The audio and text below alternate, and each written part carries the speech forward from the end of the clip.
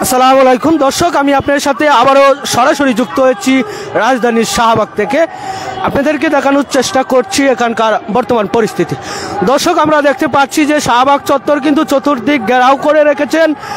এখানে যারা জুলাই আগস্টে যারা অভ্যুত্থানে যারা শহীদ হয়েছেন, শহীদ পরিবার এবং আহত পরিবার গড় কিন্তু তারা এখানে উপস্থিত হয়েছেন। উপস্থিত হয়ে শাহবাগ চত্বর কিন্তু দীর্ঘ 1 ঘন্টা ধরে তারা অবরুদ্ধ করে রেখেছেন, এমনটি কিন্তু আমরা দেখতে পাচ্ছি। দর্শক, আপনারা জানেন যে জুলাই আগস্টের অভ্যুত্থানে যারা শহীদ হয়েছেন তারা শহীদের পরিবার এবং যারা আহত হয়েছেন তাদের পরিবার কিন্তু ইতিমধ্যে শাহবাগ চত্বরে এসে শাহবাগ চত্বর ব্লকেট করে রেখেছে।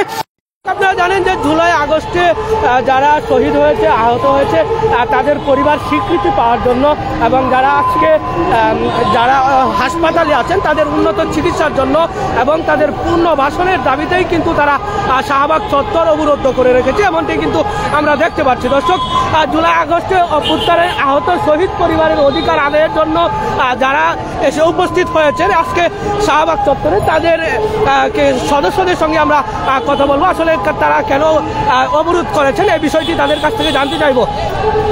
আসসালামু আলাইকুম আন্টি, আপনি কোথা থেকে আসছেন?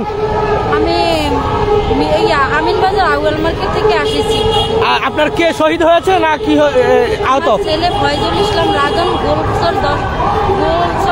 মিরপুর 10 নম্বর গোলচক্করে শহীদ হয়েছে। কবে? 19 জুলাই। দেখি আপনার ছেলে ছবিটা দর্শকদেরকে দেখান। দর্শক, আপনারা দেখেন